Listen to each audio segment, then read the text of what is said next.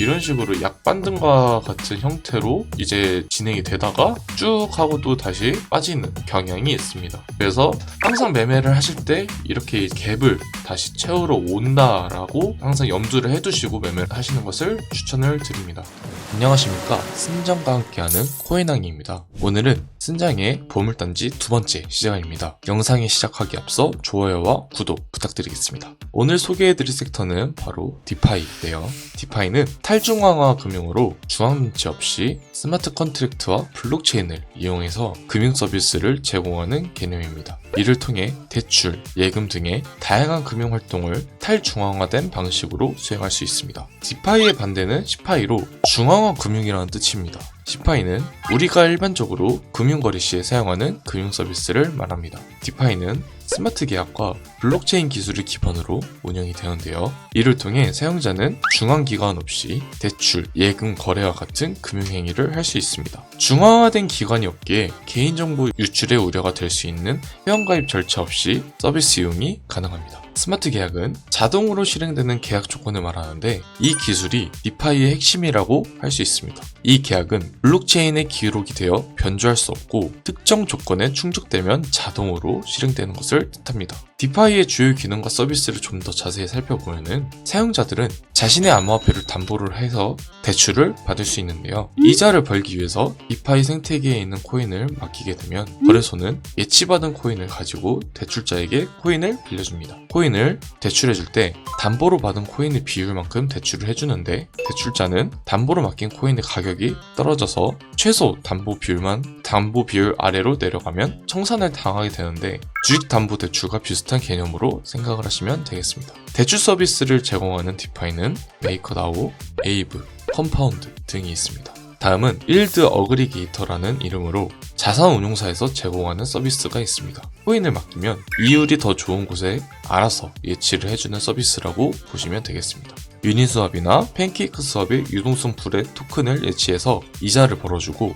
이자로 벌어들인 수익을 또 다른 디파이 거래소에 투자를 해주는 역할을 합니다. 연파이낸스가 대표적인 서비스를 제공을 하고 있습니다. 다음은 파생상품 서비스인데요. 원자재 상품이나 지수 등 기존 금융시장에 있는 상품들을 토큰화시켜서 선물 서비스를 제공하는 서비스가 있습니다. 대표적인 서비스로는 신섹티스가 위와 같은 서비스를 제공합니다. 마지막으로는 보험입니다. 거래소 해킹과 같은 피해를 구제받기 위해 존재하는 서비스인데요. 이더리스크나 렉서스 뮤추얼이 이와 같은 서비스를 제공을 해주고 있습니다. 이처럼 디파이는 전통 금융시장보다 더욱 혁신적인 서비스를 제공을 하고 있는데요. 한마디로 크립토 뱅크라고 할 수 있죠. 은행의 기본적인 수익 구조인 예대마진이 암호화폐를 통해 이루어진다고 볼 수 있습니다. 이를 통해서 높은 은행 수수료 및 낮은 예금 금리에 대한 문제가 해결이 될 수 있겠습니다. 디파이는 현재의 금융 시스템을 뛰어넘을 잠재력을 가지고 있다는 평가가 있습니다. 인터넷만 있으면 누구나 서비스를 이용을 할 수 있고, 중개인이 없어서 수수료가 낮고 모든 거래가 투명하게 기록이 된다는 장점이 있습니다.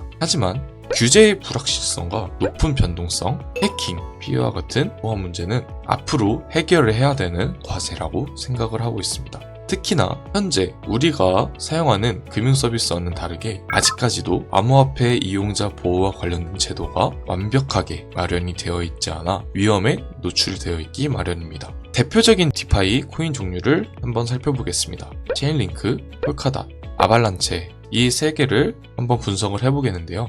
본격적으로 언급했던 종목들을 이제 분석을 하기 전에 알트코인의 어머니라고도 불리는 이더리움에 대해서 먼저 짚고 넘어갈 필요성이 있을 것 같아서 이제 제가 이렇게 준비를 해왔는데요. 1월 3일 기준으로 약 거의 10% 정도의 하락분을 보여주는 상황에서 이제 다시 이렇게 반등을 보여주는 상황입니다. 다른 알트들은 거의 20% 정도의 하락이 나왔었는데, 어쨌든 이렇게 긴 밑꼬리가 형성이 된 차트가 되면은 패턴 중에 하나가 이제 이렇게 밑꼬리를 달고 나오면은 언젠가는 이 밑꼬리를 다시, 이 갭을 다시 채우러 온다 라고 생각을 해두시고 이제 매매를 해둘 필요성이 있습니다. 그래서 이제 여기서 여러분들이 취해야 되는 전략에서 이제 롱과 숏 둘 다를 이제 알려드릴 예정인데, 우선 롱 포지션, 이제 매수 포지션이신 분들은 이 채널 하단 부분 있잖아요. 이 부분을 이제 지지를 해주는지를 먼저 여부를 판단을 하셔야 될 것 같습니다. 그래서 손절을 이제 짧게 잡고 롱 포지션을 취하시는 게 저는 좋다라고 생각을 하고 있고,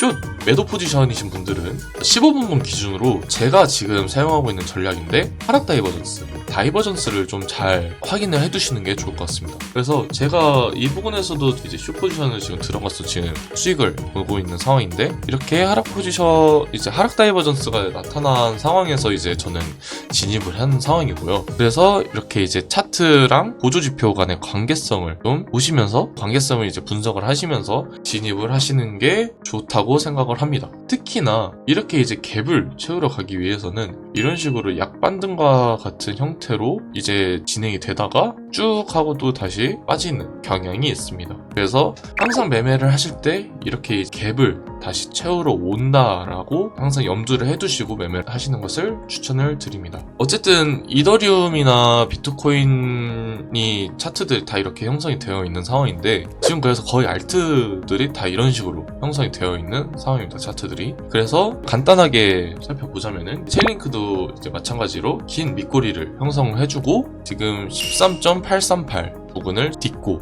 올라와서 채널 하단 부분에 자리를 잡은 상태입니다. 다시금 이 채널을 하단을 뚫게 된다면은 이 지지선 두 개를 먼저 지지를 해주는지에 대한 여부를 판단을 하시고, 만약에 여기까지 뚫린다 하시면은 거의 이 갭을 다시 채우러 간다라고 판단을 하시면 되겠습니다. 폴카닷도 마찬가지로 지금 이 부분이 뚫리면은 이제 이 지지선이 뚫리면은 이 하락 갭을 다시 채우러 간다라고 생각을 하시면 되겠고, 아발란체도 똑같이 지금 이러한 상황입니다. 그래서 여러분들이 지금 어떻게 매매를 하셔야 되냐, 우선은 알트코인을 진입을 하기 전에 비트와 이더를 먼저 분석을 끝내셔야 됩니다. 비트코인과 이더리움이 이렇게 움직이겠다, 어떻게 움직이겠다 하면서 자신만의 어떤 그런 가이드라인을 먼저 생각을 해두신 다음에, 지금 상황에서는 이렇게 차트가 형성이 되어 있으니까 알트를 진입했을 때는 내가 어떻게 하겠다라는 약간의 어떤 자신만의 그 기준이 필요합니다. 그래서 그 기준에 딱 이제 책정이 되었을 때 진입을 하셔서 여러분들이 찰 수 있는 전략을 펼치시면 될 것 같습니다. 오늘 방송이 좋으셨다면 좋아요와